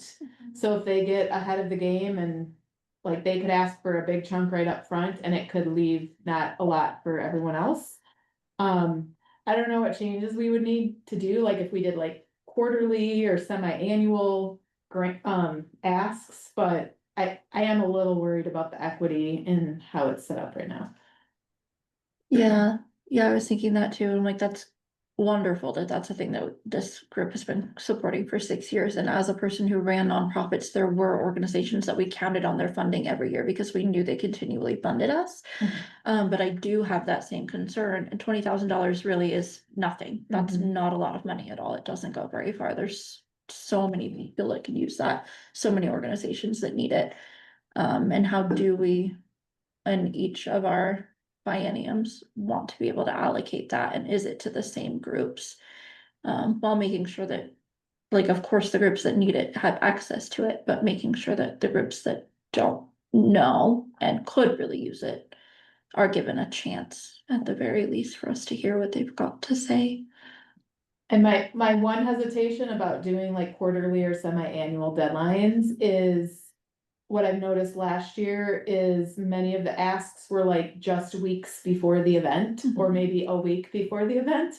So I also don't want to like put a barrier in there that would, because some of these are really small not-for-profits and they're just doing the best they can. So I think there has to be some type of balance in there, but I don't know what the answer is. I do love the idea from Commissioner Baldwin about creating a little bit more of a schedule versus doing it monthly. Because like you said, there's always going to be someone who's doing it last minute, but then having them know, okay, here are the deadlines. They could be posted on the City of Eugene's website. And I don't know if it's something that could be added to one of the city's newsletters, Fabio, of just like, here are the deadlines and what it is exactly. And that way we can, or it gets out to more of the community versus just those who are either in the know or who are actually looking for it. But I like the idea of creating a space where it's a little bit more fair for distribution, and that was my concern, and that's why I wanted to bring it up to the entire commission.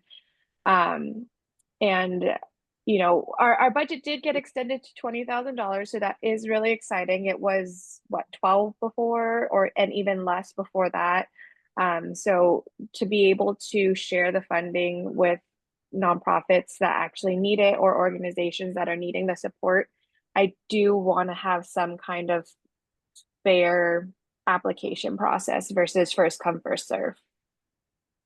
And can we do something where it's like we've allocated $600 a year for last minute things? Like if you're finding that you Yeah. are $200 short, like can those smaller requests be okay to have less of a notice because we've allocated a certain pool for that? And so we're not scrambling like, oh my gosh, I don't know, is this gonna throw off what we have planned elsewhere because we've dedicated it for that? That's a great idea as well. Any other inputs or statements? I had a question, Rinse it out, maybe. clarifying what you were suggesting about how often one group could apply to the commission. Are you suggesting once a year, once every 2 years? I don't think that was mine. I think that was Commissioner Kabuko. Okay. Yes. Okay, I think it's something to be considered. Okay. Again, I don't know the right answer, but okay. yeah. So Yes. Commissioner, go ahead and clarify how often you think it's fair for a group to apply. I mean, from my perspective, I would think annually. And again, with the fairness, I wouldn't want one group to be able to apply 4 times in a year and get funding for all 4 of their events, whereas someone who is applying once doesn't get either full funding or, you know, we have to limit it because we're starting to get down into the lower parts of our budget. And so being able to say, or set the limits and the parameters of, okay, each organization can apply for 1 event a year or up to a certain amount a year is kind of what my proposal would be. Yeah, that, and I'm interested in like, what is your annual budget? Where else are you getting money? I don't know what necessarily our application looks like just yet. I just glanced at the proposal from Irene earlier. But then it's like if you're a small nonprofit where you don't have a lot of funding sources versus a bigger nonprofit that you are hooked up with foundations that do give you a lot of money, I'd like to give more opportunity to folks who don't have a lot of funding streams or don't know about a lot of funding streams. And then also, would it be prudent for us to put together a list of other grants and things that can be applied for? That's like, we might not have funding, but check out these resources for like these types of events or these types of communities, so that you have at least another avenue that maybe you didn't know about before, that you can start looking for money for your events. A really good suggestion. Apologies, I don't remember your last name. I'm going to call you Commissioner Jamie. But that, you know, again, part of being on the Human Rights Commission that I found is our work plan is very, very broad, and we can work on things that, or from my understanding, we can work on a lot of things that we're individually passionate about. And so, again, correct me if I'm wrong, but this could be something where, you know, we could work with Melissa and We See You, and if it's something that you're passionate about, being able to find those resources and those potential funding contacts, and putting that together as a project. Yeah, something to explore for sure. And I can share a little bit of context here. Usually, those requests come to staff. And our staff is pretty savvy on what's available through the city. So we usually connect organizations with other sources of funding available through the city of Eugene. So that's already done. when you get a request that, let's say, the HRC is out of funds and someone's requesting support, we do connect with other entities like cultural services or other teams in the organization that have some funding for community events, and we try to help them secure some of those for important events and activities that align with HRC goals. Okay. Any more discussion or questions? Chair, just a point of order, we are a little bit after our schedule, and we don't have a motion or a vote or a plan. You can either extend the meeting, we have several folks waiting to provide public comments, or you Okay. can assign this to a work group to come back with a proposal for the HRC to discuss and vote on at a later date. Can we move this to a work group and then bring this back for discussion? I That sounds- agree. I think I would propose sending it over to WeSeeU, and if anyone would like to join in the discussion on that, we can definitely have them join. All in favor of, do we need to vote on this, Fabio? No, you don't have a proposal to vote Okay, and make okay. public council, so that's internal. You can just refer to the WCU. Okay, so we will pass this on to WeSeeU, and then once we have an update on the discussion, then we can add it back to our regular agenda for discussion and vote. And if any of the new commissioners are wanting to join either of the work groups, feel free to email Fabio, I believe, and he can get you connected with the correct groups. Yes. All right, so we if we have no more further discussion about the sponsorship limits, we will move on to the WeSeeU updates. Cynthia, would you like to do that? Okay, thank you. Melissa has been working really hard on setting up the different kinds of activities that we had talked to you about last time we met. 3 community-wide activities, 3 staff advisory meetings, and I think 2 meetings to talk about the plan, right? So our meeting schedule is pretty much set up for the year. And we are also going to be reviewing the community engagement guide that the listening sessions brought about. So I want to echo what Commissioner Kabuko already said to new commissioners. WeSeeU, which stands for Whole Eugene Community United, is a way to help all groups in Eugene feel involved and to know that they belong. And that is a huge mission. That is a gigantic mission for one committee. So we need help. We need help. So please join if you can. And we would love to have everybody discuss how all cultures can work together. Did you have anything else? I would just ask if you could share what our first event or meeting is, or if you or Melissa can share that. Yep, it's coming up on Monday from 4:30 to 5:30. We meet virtually via Zoom, so let me know and I can, if you're interested in joining the group, and I'll be sure to share that with you. Yeah. Was that a yes from? Okay, Commissioner Bowman just joined. Thank you. I love you. Thank you so much. Thank you. All right, if we have any more updates for WeSeeU, we'll move on to the homeless poverty work group. And Chair, neither of the homelessness and poverty work group members are attending the meeting today. Both have issues with traveling, cancellations and delays, and could not join us. No worries. In the draft plan, so it's similar to the WCU. The homelessness and poverty work group are reorganizing. They are going to have some public meetings, some events, and some working meetings just to advance items that they are selecting from the work plan. I do want to mention that former Commissioner Blake Burrell showed interest in helping us with the transition. So he is going to be meeting with myself and Lorna Flormo is the staff assigned to that work group.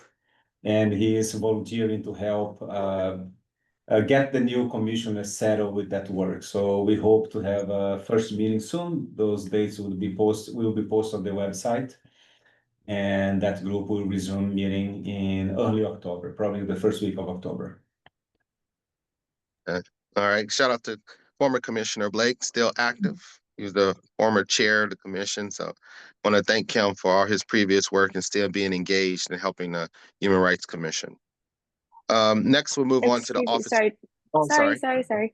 No worries. Fabio, is there a way that you can maybe for the next month or each month write down what meetings are scheduled? So like for the different work groups and then for the HRC and then send it out to the groups. That way it's on everyone's calendars. Yes, we can send I can those. do that. I'll send that, include that follow-up email, hopefully it's be sent out. Perfect, that'd be, yes, that would be great. I know I got the calendar invites, but I think even just having a piece of paper where everyone knows like, okay, here's the next meetings for the month, that would be great. Thank you. And then I would just like to say for the new commissioners that are on board, if there's any information you would like to know about work groups or what work groups are available, please ask Fabio, reach out. He can explain or direct you as to what work groups are available and how you can be involved. All right, next we'll move on to Office of Equity and Community Engagement updates. And we'll be super brief. Our office has been working on Community Engagement Guide.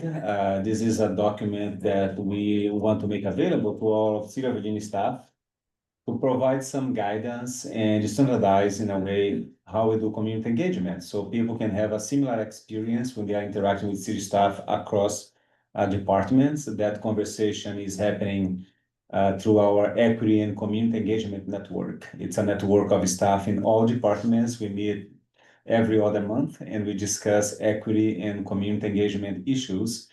That work is also informed by a survey that we applied late last year with about 1,000 respondents, people giving us information on how they prefer to engage with local government, and a series of listening sessions with different groups to provide feedback on community engagement. So we have a draft ready. We are going to have that draft reviewed by participants in the listening session. And we also make it available to the Human Rights Commission so you can comment on how the city is doing community engagement. And then we move it on to discussion through the city leadership. And then we may make it like official and say, this is our approach to community engagement. So that's coming soon. I do want to share a few events that have been brought to our attention.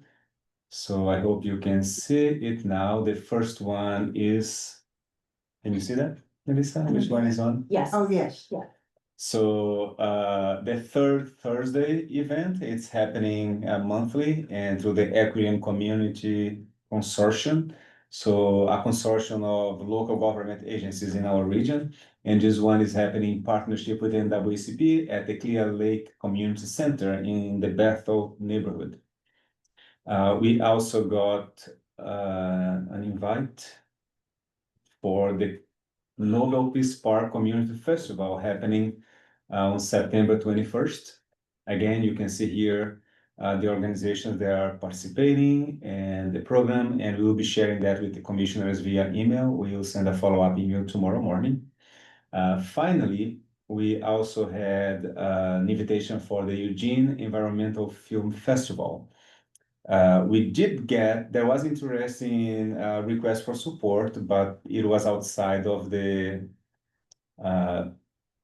deadline for us to include it in the agenda for this meeting, and the festival is happening before the next meeting. So we are sharing the information about the festival, and there may be conversation for next year, perhaps sponsoring a showing of a movie that is at the intersection of human rights and environmental justice and environmental issues. Melissa? I just wanted to add that our mayor is possibly going to be reading a land acknowledgement statement and a proclamation on opening day of the film festival, which is also Indigenous Peoples' Day. Yeah, and I want to share something that is not on the slides. I hope. Oops, let me. Sorry. Are you Let me looking at stop my questions? presentation? I'm trying to share the folder I'm holding. Can you see it from home? Oh, yes. It's from the Juneteenth Festival. The HRC did sponsor that event, and I just want to show you that they did include the HRC among their culture champions sponsors. So 4 organizations that were sponsoring the event. So this is one way in which that small sponsorship that you offer helps promote the work of the Human Rights Commission. And there is contact information for the HRC. So I just want to shout out to the Juneteenth for making that inclusion of that. So I just noticed it when I was checking the guide they prepared for the event. So it was a good example of how to promote the work of the commission. Thank you for showing that, Fabio. If you have another copy of that, I would like to have one. If you could save one for me for when I come back. I will save this one. Great. Thank you very much. So if we have, oh, sorry, if we have any more updates, we'll move on to public comment. I just want to, I guess, make sure that we are being respectful and honoring each other in this space. So it'd be moving on to public comment.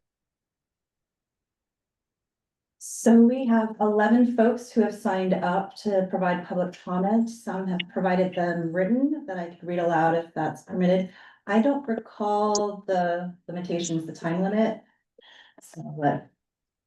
We have 10 minutes for public comments, Chair, and the HRC usually would give people 2 minutes each. If you have more people, you can vote to extend the meeting a bit, but that's a commission decision on that. Okay. So once people start to talk, please keep track of the 2 minutes, and let's make it a strict 2 minutes, please. I'll start with the timer, and then the first folks that we have lined up is Jetty Eddy and Cameron Stringfield. So I'll go ahead and promote Jetty up to speak, and you will have 2 minutes when you begin.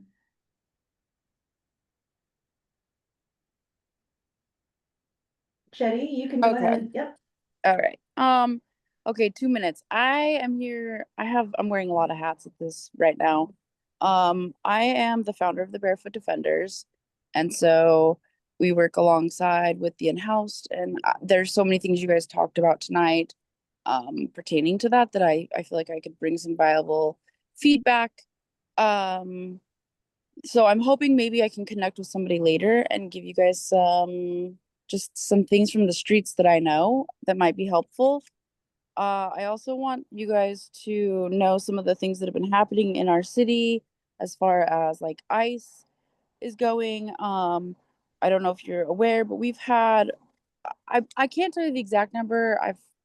I thought it was over 300 people, but maybe it's a little less. So I'm going to say anywhere between 100 and 400 people have been kidnapped from our community, from the ICE facility, the old federal building here.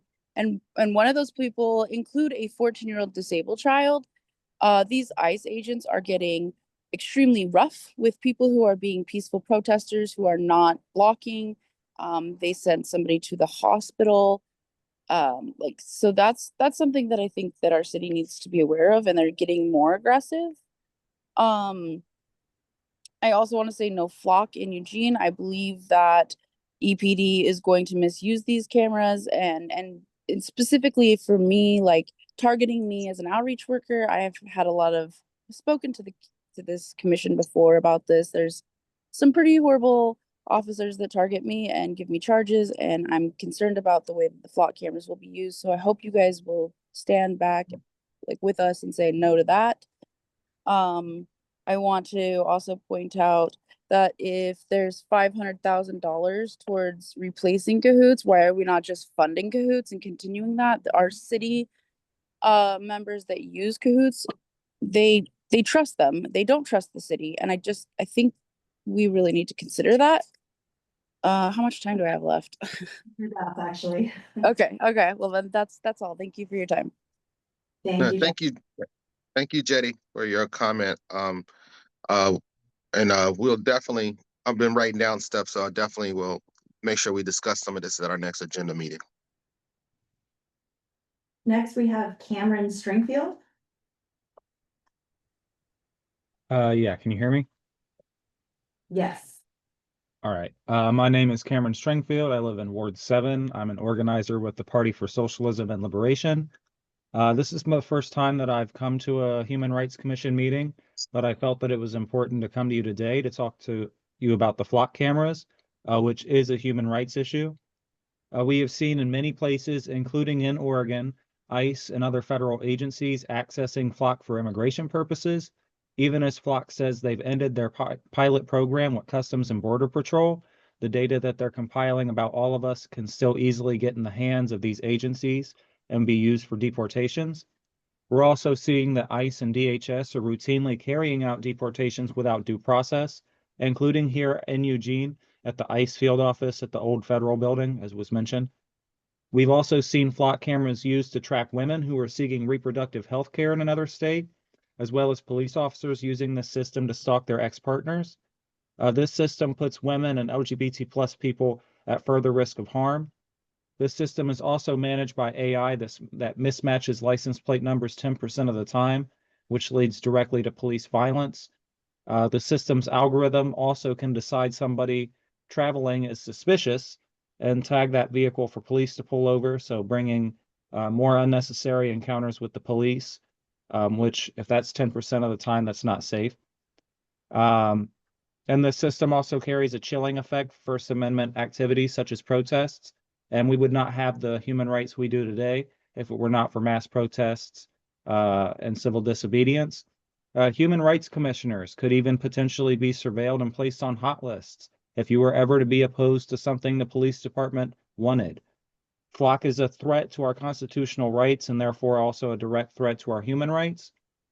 It is in the public interest and the Human Rights Commission's interest to terminate the Flock contract. I urge you to send a recommendation to the Eugene City Council to terminate the contract with Flock Safety and remove the Flock surveillance system immediately.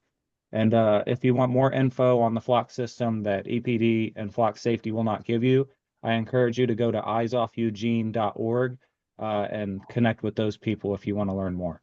Thank you. Thank you, Cameron. Thank you, Cameron. Also, Cameron, it might be good too for you to attend a Eugene Police Commission meeting and state your concerns there as well. I think they would be interested in probably cross-referencing a lot of the stuff that you said, and seeing how much of that stuff is true and how much our city is or isn't doing in terms of flock cameras. But thank you for definitely bringing that to our attention. Okay, thank you, Cameron. We have Pete Goldlust next. But did we want to take a pause in terms of the timing of our meeting? Chair, we do have a list of people waiting to speak. Probably will need to extend the meeting if we want to allow all of them to share. All in favor of extending the meeting by 15 minutes, say aye. Aye. All right. All right, ayes have it. We'll extend the meeting by 15 minutes. All right, we have Pete Goldlust next. Yeah, hi. I'm a father, a small business owner, and I serve on the City of Eugene's Public Art Committee. I also work with the Rainbow Guard and Trans Alliance of Lane County, TALC, who is tightly aligned with a number of immigrant rights groups. So I'm calling also in support of needing to do something immediately about getting the flock cameras removed. I think probably the most powerful thing that you need to hear about this, I don't know if you have received a copy of the letter that was sent to the city by the Civil Liberties Defense Center. This is a 2-page letter, but I'm just going to give you a couple quick snippets. They say, this surveillance technology, Flock, is an unconstitutional dragnet that violates the Fourth Amendment right to privacy, as well as the First Amendment protections for assembly, political organizing, expression without the spying eyes of government monitoring these activities. As we understand it, the Flock technology conducts vast and ongoing data grab of information about people's coming and goings, their license plate numbers, the make and model of vehicle, bicyclists, pedestrians, dogs and cats, potential facial recognition, and other detailed information. Much of this information is highly sensitive, giving rise to concerns about political targeting. Examples include collection of data around immigration-related activities, trans youth seeking healthcare, and interstate travel for reproductive care. This is a system that, and these are my words now, that is accessible to law enforcement agencies anywhere in the country. So this is really an existential threat to anyone who's in a vulnerable community. This system was inserted basically under the dead of night, and the city needs to move quickly to remove it. Every day that it's up is compromising people's safety.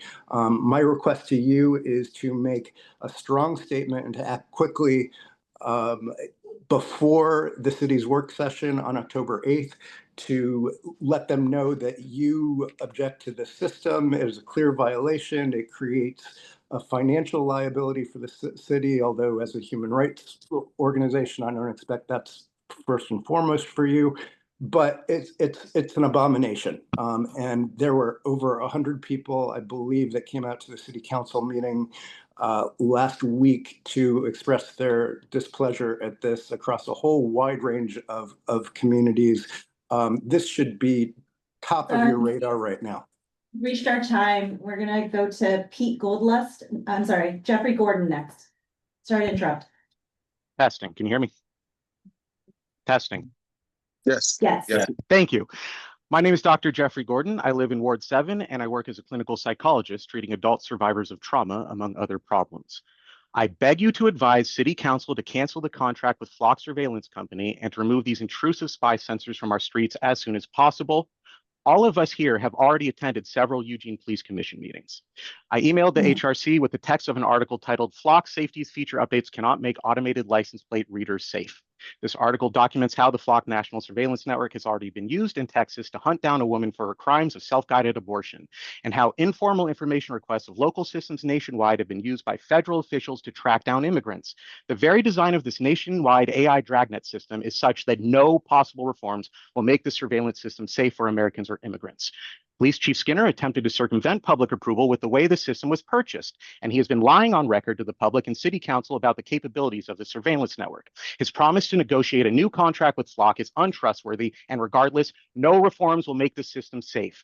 Recent EPD press releases have been misrepresenting its utility in recent law enforcement actions because they're trying to cover their asses and make excuses for violating our rights. On a related matter, I think HRC should advise City Council that their silence and inaction in the face of a modern Holocaust happening in Palestine is disgraceful. Last year, I tried to move City Council towards action by spearheading a campaign for a new ethical investment policy and an empowered citizen review board for city expenditures. In fact, we ended up in this current mess with Flock because we do not have an empowered citizen review process in place to protect us from an unscrupulous city manager. The new advisory body that our city manager is personally recruiting now does not have the teeth it needs, nor the accountability if it is being selected by the person that signed off on the Flock purchase. Please advise City Council with improved policies. Thank you for your time. And free Palestine. Thank you, Dr. Gordon.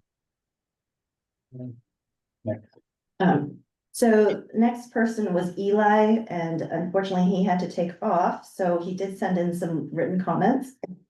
Excuse me. Elijah Walensky says, hello. I'd like to request that the commission look into the Flock security contract and recommend its cancellation to the City Council. Beyond Flock's technical vulnerabilities and the fact that over-policing disproportionately affects underprivileged communities, especially people of color, Flock is a potent tool for political repression. Thank you for your time. Thank you. And then we do have actually a couple more written ones, but I'm gonna skip because I'm trying to breathe here. I'm gonna go straight to Rick Varnum. So just give me a sec.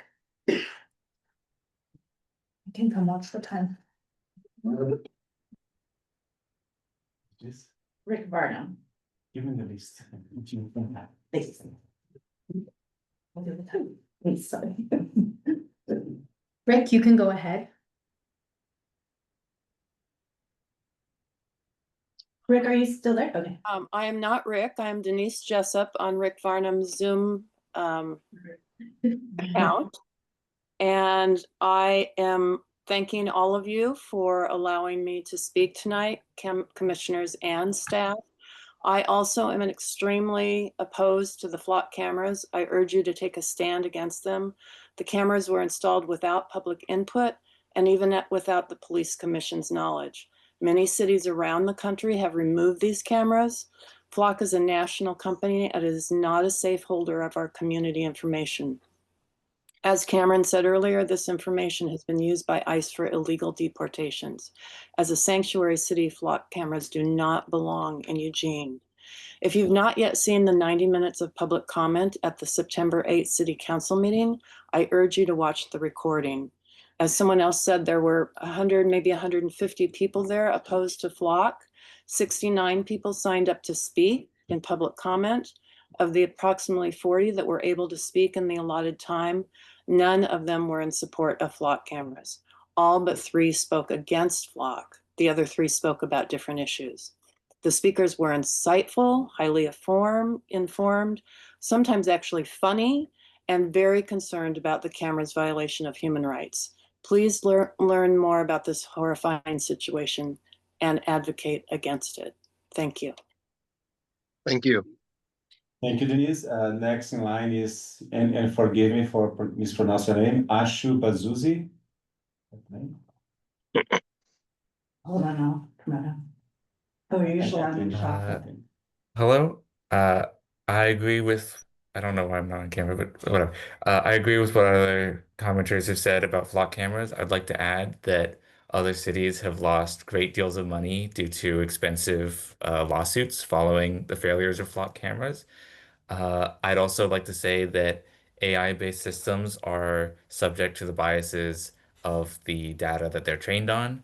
Traffic policing is the data this one's trained on, I believe, but traffic policing is notoriously racist. And, with AI, it's garbage in, garbage out. If we allow a system based on this racist data to make these decisions in our community, I think we can expect racist results. And that's all I have to say. Thank you for your time and your work. Thank you for being here. Thank you so much. That was the last person on the list to speak today. We did get a few more written comments, so we'll be sharing those with the commissioners and entering them into the record for today. I read them out loud. Are you okay to read? Yeah, yes. No, I can, yes, sorry. This one is from Tracy Bartlett. Thanks for collecting written comments. Unfortunately, I had to leave before the verbal comment period. I would like to be a voice against the flock cameras that EPD is installing around Eugene. I find it telling that they invited no police commission, human rights commission, nor public input prior to contracting with flock. That would be reason enough to cancel the contract, but there are so many more. Mass surveillance is a human rights issue, and this is an attempt to weasel around Oregon's and Eugene's sanctuary laws. I trust others to flesh out the many other reasons to cancel the flock contract, so I'll just say that I encourage the Human Rights Commission to recommend to the City Council, Mayor, and the City Manager that they cancel the flock contract. Thank you so much for your time, Tracy Bartlett. And then the last one we have is from Jennifer Linnea. I apologize if I misspell it or mispronouncing names. Hello and good evening. My name is Jennifer Linnea, and I'm a non-traditional post-bac student at the University of Oregon, majoring in data science and minoring in ethics. I'm writing to ask that you send a recommendation to the City Council to terminate the contract with Flock. I believe this is a human rights issue in that democracy, being shared power, is conducive to human rights, and democracy requires privacy. Please help us to protect it. Thank you so much, Jennifer Linnea. And Chair, that concludes public comments for today. Thank you. And public comment is I feel is a very powerful keystone part of the work that we do. They are definitely the audience and the people that we are trying to reach and work with, especially to address their concerns. It seems like every public comment tonight was about the flock cameras. I know when I was a previous Eugene Police Commissioner, that was one of the things that I know that we voted against and we spoke out against. And we were assured by police leadership that identifying cameras and facial recognition cameras would not be installed or used. I guess a lot's changed since I'm no longer a police commissioner. A lot's transpired that I wasn't aware of. So I guess a lot of those promises, or I won't say promises, but words of their word of not installing these cameras, I guess that wasn't adhered to, and it was voted against in some capacity. I do find this very concerning. And as a commission, I do think I'm not really sure how everybody feels about it, but I would like to table the discussion till next meeting, and how we feel about these flock cameras, unless we have enough time to discuss it now. But if we don't have enough time to discuss it now, basically a letter on behalf of the Human Rights Commission to city staff, I think addressing every concern that the public has would be definitely beneficial and show that we are in support of our community. Chair, I But believe that we had put this discussion over to the homelessness and poverty work group to create Okay. a statement so that we can provide a statement to council for their work session. I guess maybe we can make sure to speed up the timeline if possible. That way we can Yes, do them during their work group. Oh, yes, please, if that's possible. And then also include the statements, if possible, from the community engagement, from Jeffrey, from Cameron, from Keith, from Jeffrey, from Rick or Denise, from Tracy, from Jennifer. These are all people who represent our community at large, and I think it's good to also submit their statements. Everybody that spoke tonight spoke articulate, and I think they're well informed in their own way. And I definitely think that this is their concerns need to be brought to light. Thanks, Chair. We'll include a summary of the public comments in our follow-up message. And Commissioner Bradley is the HRC representative in the Police Commission. He couldn't join us today because of flight cancellations, but he did send us a message about deliberation at the last meeting, and he can carry the HRC's message to that group as well. So we will include that in the follow-up message, also including some emails that we received to the humanrights@eugene-or.gov email address. Thank you, Fabio. So yeah, I definitely look forward to hearing from the Homeless Poverty and Work Group, and seeing what they come up with and concerning the letter to that's going to be addressed to the city council and the mayor concerning these flock cameras. I myself am totally against them. So yeah, I definitely look forward to seeing what transpires out of bringing this to city council and the mayor's attention. So with that being said, let's do a round table. Do any more of our commissioners have anything they would like to say or input, or before we close the meeting? Can we just get a reminder of the timeline on the flock camera situation? The next item on when the it is- agenda is the city council work session on the 8th. October So October 8th. Okay, and then what's the timeline for their decision? Like, is that where they're expected to come to a decision about that contract, or is that just an information gathering? And if not, then do we have an idea of what the final timeline is for when a decision will be made? City council is set to receive information about the current contract at that work session. All public contracting authority is delegated to the city manager. Council doesn't traditionally have a role in that, and so I'm not sure whether or not they'll be taking action, or what that action may be. I wouldn't think that they are, given that all public contracting authority is a delegated authority to the city manager. Okay. Any other commissioners? All right. Yep. So thank you all the commissioners and city staff for being here for the meeting tonight. Just remember, to the public, there's power in numbers and power to the people. So get your social groups together in order to push things that you don't disagree with. But definitely, I look forward to seeing where this issue, how this issue is addressed with the city. And with that being said, if we have no more comments or discussions, we can officially end the meeting at 3:43. I'm sorry, I'm on my time. 7:47 p.m. Thank you. Thank you. Thank you. Thank